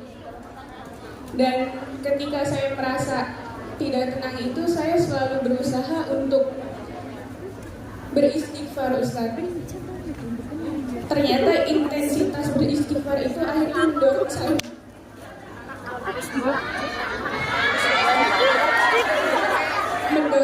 untuk selalu dekat dengan Allah, Ustadz. Jadi yang tadinya saya kerja selalu dengerin musik koplo, sekarang saya lebih sering mendengarkan sholawat. Dan saya juga perbanyak istighfar untuk itu, Ustaz. Pertanyaannya Mbak. Ini yang paling penting, Ustaz. Dari situ saya seperti sadar bahwa oh mungkin ini adalah teguran Allah kepada saya karena saya terlalu mencintai makhluknya gitu. Dan akhirnya dari situ saya menetapkan diri saya bahwa Bismillahirrahmanirrahim, ya Allah, saya niatkan saya ingin lebih dekat dengan Engkau.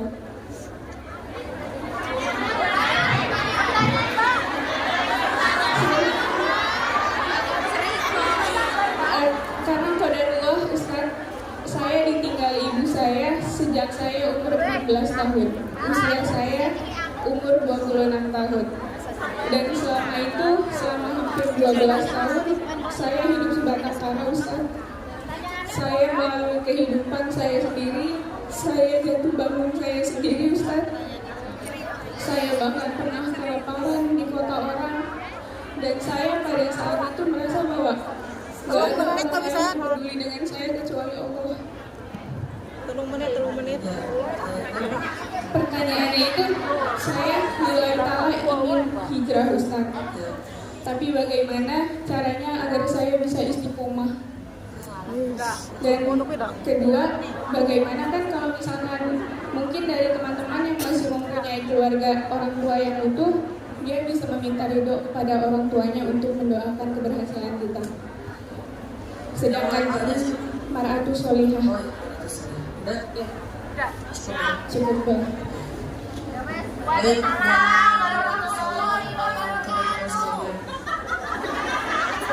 oke, Angga udah. Untuk Angga yang bisa curhat sedikit. Gosip sedesa ya. Oke, apa pelajaran yang kita dapat dari Mbak Mar'atu Sholihah? Pelajarannya adalah kadang kita diuji dengan kehilangan cinta makhluk untuk mendapatkan cinta Allah yang jauh berbeda. Seolah-olah Allah bilang gini, hambaku, selama ini kamu habiskan semua perhatian kamu untuk dia. Tapi lihat, ketika kamu diabaikan, siapa yang pergi sebenarnya? Aku kan? Dan alhamdulillah, dengan ujian Mbak Mar'atu Sholihah, Mbak Mar'atu Sholihah dikasih taufik oleh Allah untuk justru kehilangan sebuah cinta, tapi mendapatkan cinta yang lebih besar. Harusnya itu bersyukur, itu bukan musibah. Kehilangan satu cinta yang kecil, tapi mendapatkan cinta yang besar. Nanti di dalam cinta yang besar ini Allah sediakan cinta-cinta yang berlimpah. Jadi Mbak Mar'ah bukan seorang yang sedang diuji, tapi seseorang yang sedang diberikan anugerah melalui ujian. Tidak ada sih. Tetap sedih dan bertahan, hati. Tapi minimal fa'inna ma'al usri. Usrinya Mbak Mar'ah itu adalah ternyata bukan dia pilihan laki-laki tersebut, diabaikan. Tapi yusronya luar biasa. Mbak Mar'ah malah jadi semakin kuat, semakin berazam untuk memperbaiki diri dan hijrah menuju Allah. Artinya Mbak Mar'ah mungkin belum mendapatkan cinta seseorang di antara makhluk, tapi Mbak Mar'ah insya Allah mendapatkan cinta Allah. Dan di dalam cinta Allah itu nanti Allah akan sediakan cinta-cinta makhluk yang indah. Pertanyaan Mbak Mar'ah tadi, gimana cara dia bisa istiqomah? Istiqomah itu tergantung circle. Ini di sini juga ada yang nanya tadi di kertas, gimana cara biar istiqomah dengan satu amalan? Circle kita harus yang sefrekuensi. Kita nggak bisa hidup istiqomah sendiri. Istiqomah itu harus dengan jamaah. Makanya saya bilang tadi, rawatlah pertemanan yang positif. Jagalah dan bangunlah pertemanan yang sholihah. Insya Allah itu akan mendukung istiqomah kita. Terus bagaimana cara kita dapat doa dari orang tua? Telepon bisa, WA bisa. Gampang kan ya sekarang ya? Gak harus pulang. Kalian sering-sering komunikasi, minta doa dari orang tua. Karena doa orang tua itu, terutama doa ayah, itu ajaib. Allah. Nah, sebelum saya kasih kesempatan orang tua, saya baca dulu beberapa pertanyaan di sini ya. Ustaz, apa jalan keluar untuk pernikahan yang sudah sering mengucapkan talak lebih dari 3 kali? Kemudian dia juga selain mentalak lebih dari 3 kali berselingkuh. Kemudian dia juga KDRT. Jawaban saya satu aja, dia bukan jodoh kamu, dia adalah ujian dalam hidup. Jadi hadapilah dia seperti seseorang yang menghadapi ujian. Dia bukan jodoh. Nanti insya Allah setelah ujian ini kamu akan mendapatkan jodoh yang lebih baik. Pernikahannya udah batal. Jadi mending dia belajar fokus untuk merelakan, melepaskan, melupakan, bertahap insya Allah bisa. Ustaz, apa boleh mengajak laki-laki menikah lebih dulu? Boleh. Karena sampai sekarang dia belum respon. Saya masih pantau dia di sosmed. Gimana ya caranya? Boleh nggak ngajak laki-laki nikah lebih dulu? Apa dalilnya? Ada dalil. Sayyidah Khadijah dulu yang duluan punya inisiatif untuk ngajak Nabi Muhammad menikah. Walaupun secara formal keluarga Nabi yang melamar Khadijah secara formal, tapi inisiatifnya dari Sayyidah Khadijah. Jadi boleh banget kalau perempuan punya inisiatif lebih dulu, dengan cara tetap menjaga kehormatan. Jangan sampai kalian ngajak nikah tapi dengan cara caper-caperan, dengan cara terlalu memberikan kepercayaan. Tadi ada juga di sesi yang pertama ada pertanyaan, Ustaz, saya diajak nikah oleh seorang laki-laki, tapi dia punya hutang di bank. Dia minta uang saya untuk menebus hutangnya. Kalian boleh berharap, tapi jangan jadi cegil. Apa cegil?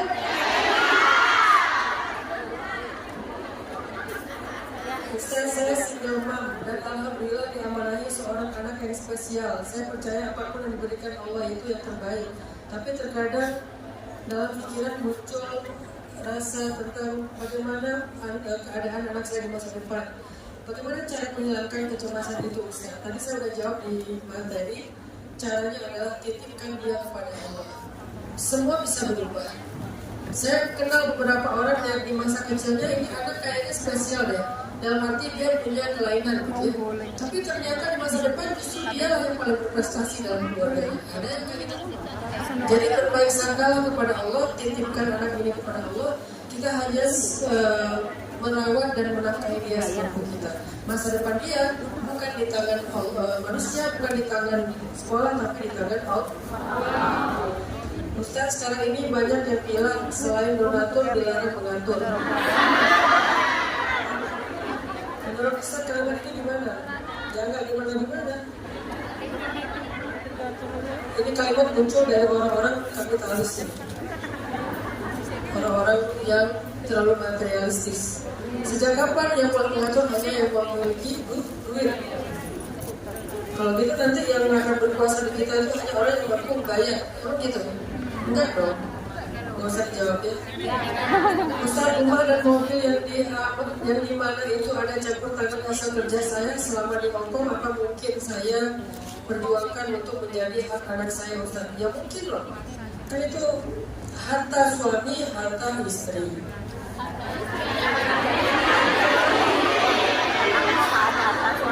Saya dari semua itu ya. Perempuan tidak punya kewajiban menafkahi, sehingga kalau dia punya hak, kalau dia punya harta, maka itu akan menjadi hak dia sampai mereka sepakat untuk membelanjakannya bersama-sama. Kalau enggak, maka itu hak istri. Ada yang mau bahasa Islam, Ustaz? Iya. Silakan maju ke depan. Tadi yang mau bahasa Islam mana? Pergi. Yang mau ngomong sebentar tadi Mas siapa? Ya sudah ya, udah saya panggil lo ya. Udah saya panggil lo. Saya udah Mbak. Panjenengan. Tes.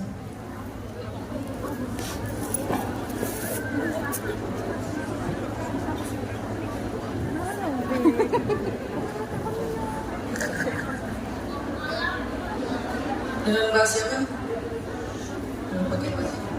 Mbak Titin, Dari mana sih? Cirebon.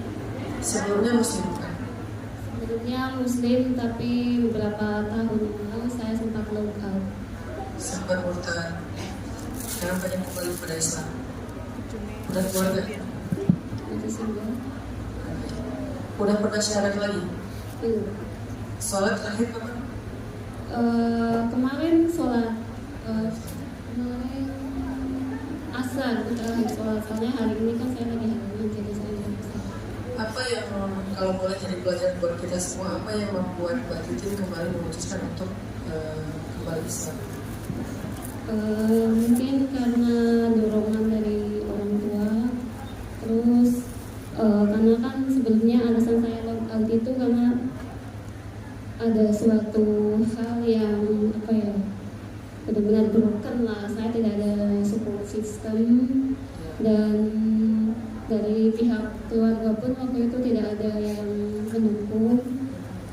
Mungkin sudah lumrah ya kalau orang tua kami PLTKW sini, mereka hanya menanyakan kiriman, tidak ada nanya kabar. Saat itu saya gimana ya?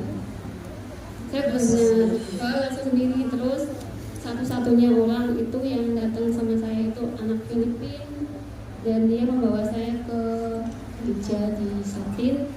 Dan di situ saya merasa bahwa apa ya, mungkin ajaran kasih mereka itu yang menyentuh saya gitu. Jadi saya waktu itu setiap hari Rabu itu saya datang ke mereka, terus ya saya sempat membaca beberapa Alkitab. Ya Alkitab pun masih saya simpan, tapi sekarang saya tidak bisa membacanya lagi. Terus tapi saya belum sempat dibaptis. Tapi meskipun belum sempat dibaptis, tapi hati saya itu sudah ngomong bahwa saya mungkin ajaran ini yang ketika saya down, ketika saya broken itu mereka yang ada, mereka yang angkat saya untuk bangkit. Tapi setelah itu mungkin 1 tahun setelah saya meyakini agama yang baru, dalam hati saya mungkin karena waktu dari kecil itu ajaran agama dari orang tua itu sudah kuat. Jadi meskipun saya sudah Muslim, sudah look out, tapi dalam hati saya itu ya kalau misalkan apa ya, kalau misalkan makan itu saya tetap berdoa Bismillah gitu. Jadi waktu saya ragu kan, ini agama apa saya yang saya anut. Akhirnya saya memutuskan untuk maksudnya untuk mempercayai keduanya. Ya saya agnostik.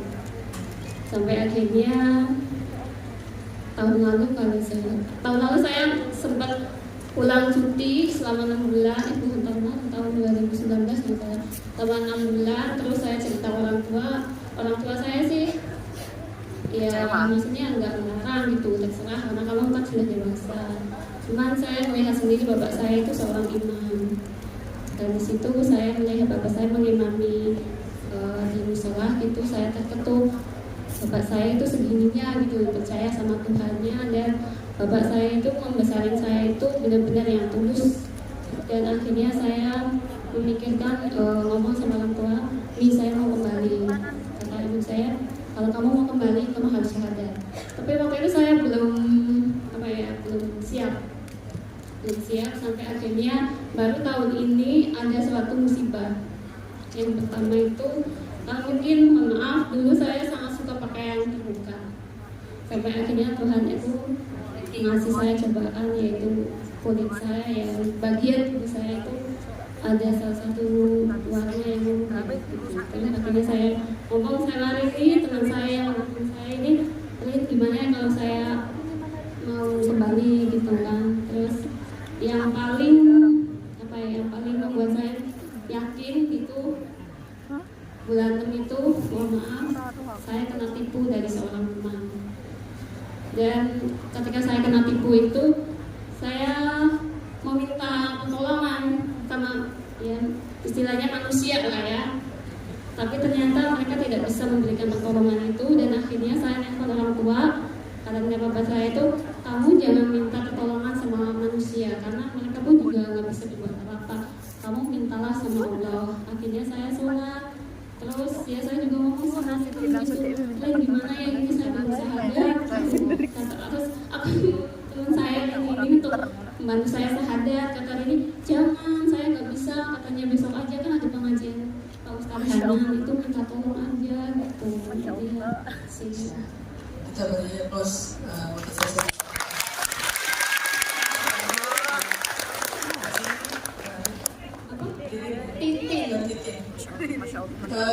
Itu salah satu contoh teman-teman yang tadi saya sampaikan, pentingnya circle support system Suhbah Solihah. Tadi Mbak Titin karena ada temannya Mbak Rini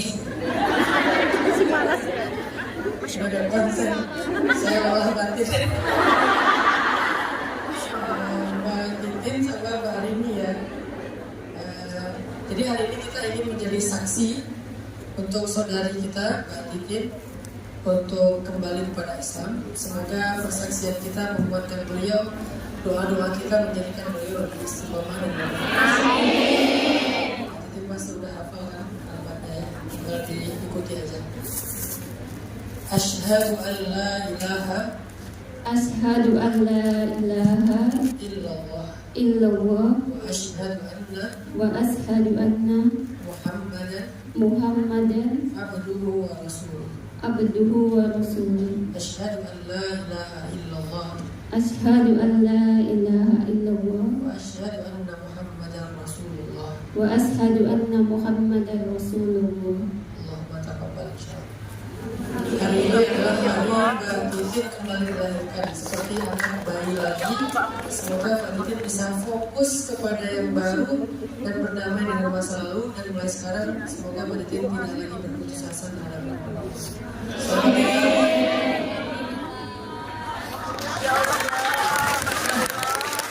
Terima kasih kepada satu saudara kita kembali di jalan Allah, dan mudah-mudahan pada istiqomah ya, mudah-mudahan Allah selalu menolong dia dan diberi hidayah. Sekarang waktunya kita berdoa karena jam 4 lebih ya. Fokus pada doa. Kita doakan di sini ada Mbak Siti Komaria yang ketelan jarum betul, sehingga posisi jarumnya sudah ada di usus halusnya dan berubah kemana-mana tapi belum ada hasil. Mbak Siti Komaria, kemudian Al-Fatihah membuka kedua orang tua.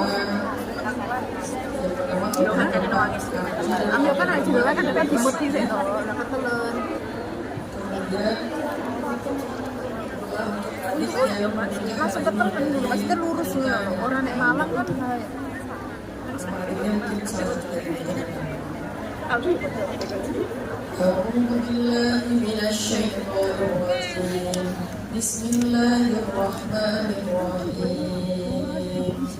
Allahumma lakal hamdu kullu wa lakal syukru kullu wa ilayka yurja'ul amru kullu sirruhu wa alaniyatuhu فأهل أنت أن تحمد وأهل أنت أن تعبد لا إله إلا أنت الأحد الصمد لم يلد ولم يولد ولم يكن له كفوا أحد اللهم صل على سيدنا محمد في الأولين وصل على سيدنا محمد في الآخرين وصل وسلم وبارك على سيدنا محمد في الملأ الأعلى إلى يوم الدين اللهم إنا نعوذ بك من جهل البلاء ودرك الشقاء وسوء القضاء وشماتة الأعداء اللهم إن كنت كتبتنا من أهل الشقاوة فامحنا واكتبنا من أهل السعادة فإنك تمحو ما تشاء وتثبت وعندك أم الكتاب اللهم أعنا على ذكرك وشكرك وحسن عبادتك اللهم أعطنا ولا تحرمنا وأكرمنا ولا تهنا وآثرنا ولا تؤثر علينا وارضنا وارض عنا اللهم إنا نسألك رضاك والجنة ونعوذ بك من سخطك والنار يا حي يا قيوم يا حي يا قيوم يا حي يا قيوم يا رب العالمين. Wahai Allah, Engkau lah pencipta apa yang ada di langit dan apa yang ada di bumi, dan Engkau lah sebaik-baik pencipta. Engkau menciptakan segala sesuatu dengan kekuasaan-Mu dan tidak ada satupun dari ciptaan-Mu yang keliru. Engkau menciptakan matahari, bulan, bintang, galaksi. Engkau menciptakan apa-apa yang sangat besar yang tidak bisa kami bayangkan. Tapi juga Engkau berkuasa menciptakan hal-hal yang kecil yang bahkan tidak bisa kami lihat. Engkau maha kuasa ya Allah. Engkau maha pencipta dan sebaik-baik pencipta. Engkau juga yang memelihara, merawat dan menjaga, mengatur dan memelihara segala apa yang Engkau cipta ya Allah. Engkau yang mengatur langit dan bumi dengan segala pengaturan yang sempurna. Engkau yang mempersilih gantikan musim malam dan siang. Engkau yang mempergilirkan antara matahari dan bulan. Engkau yang memperarahkan awan dan menurunkan hujan ke negeri-negeri yang tandus yang Engkau pilih. Lalu dengan rahmat-Mu negeri itu menjadi subur, menjadi penuh dengan kebaikan. Ya Allah, Engkau yang mengurus semua makhluk-Mu yang di langit dan di bumi, di gunung, di lautan, di setiap lembah, di semua tempat yang bahkan tidak mampu kami jelajahi. Engkau maha sempurna, Engkau maha melihat, Engkau maha mengetahui, Engkau maha mengatur yang besar dan yang kecil. Semua ada dalam pengaturan dan kekuasaan-Mu ya Allah. Engkaulah penguasa yang paling besar, Engkaulah penguasa yang paling agung, Engkaulah penguasa satu-satunya. Semua kekuasaan di bumi ada di dalam genggaman-Mu ya Allah. Ya Rabbana, kepada Engkaulah kami berserah, kepada Engkaulah kami berpasrah, kepada Engkaulah kami serahkan diri kami dan hidup kami. Kami titip keluarga kami, adik kami, hidup kami, masalah kami, masa depan kami, hal-hal yang gaib dalam diri kami. Kami titipkan kepada Engkau ya Allah. Jagalah kami ya Allah, jagalah titipan kami ya Allah dengan penjagaan-Mu yang sempurna. Kami serahkan urusan-urusan kami kepada-Mu ya Allah, agar Engkau mengaturnya dengan pengaturan-Mu yang sempurna. Kami lelah ya Allah, kami capek ya Allah, kami hampir menyerah ya Allah, kami bingung ya Allah, kami kehilangan arah ya Allah. Pilihkanlah untuk kami pilihan yang Kau ridhai. Aturlah hidup kami dengan pengaturan-Mu yang sempurna. Peliharalah kami dengan pemeliharaan-Mu yang baik ya Allah. Ya Rabbana, sembuhkanlah luka kami, luka zahir, luka batin. Hiburlah kesedihan kami, angkatlah derajat kami dari setiap kesulitan dan musibah yang kami dapatkan dalam hidup. Ya Allah, sesungguhnya Engkau berjanji bersama kesulitan ada kemudahan, maka berikanlah untuk kami kemudahan-kemudahan bersama dengan setiap kesulitan hidup kami. Jangan biarkan kami sendiri dan berputus asa ya Allah. Temanilah kami di masa-masa sulit kami ya Allah. Ya Allah, angkatlah derajat orang-orang yang telah berbuat baik pada kami. Angkatlah derajat guru kami, orang tua kami, saudara kami, sahabat setia kami, orang-orang yang berjasa dalam hidup kami. Ya Allah, lindungilah kami selalu berada di jalan-Mu sampai akhir hayat kami. Jangan biarkan kami berputus asa di tengah jalan, karena ketika kami mendapatkan ujian-ujian dan kami merasa tidak mampu menjalaninya. Ya Allah, datangkanlah dalam kehidupan kami orang-orang saleh untuk menjadi keluarga kami, untuk menjadi teman dan sahabat kami, untuk menjadi penolong-penolong kami dengan izin-Mu ya Allah. Rabbana, kepada Engkaulah kami adukan keluh kesah hidup kami. Engkau satu-satunya harapan kami. Hasbunallah ni'mal wakil. La hawla wa la quwwata illa billah. Rabbana atina fid dunya hasanah wa fil akhirati hasanah wa qina adzabannar. Subhana rabbika rabbil izzati amma yasifun wa salamun alal mursalin walhamdulillahi rabbil alamin. Al-Fatihah.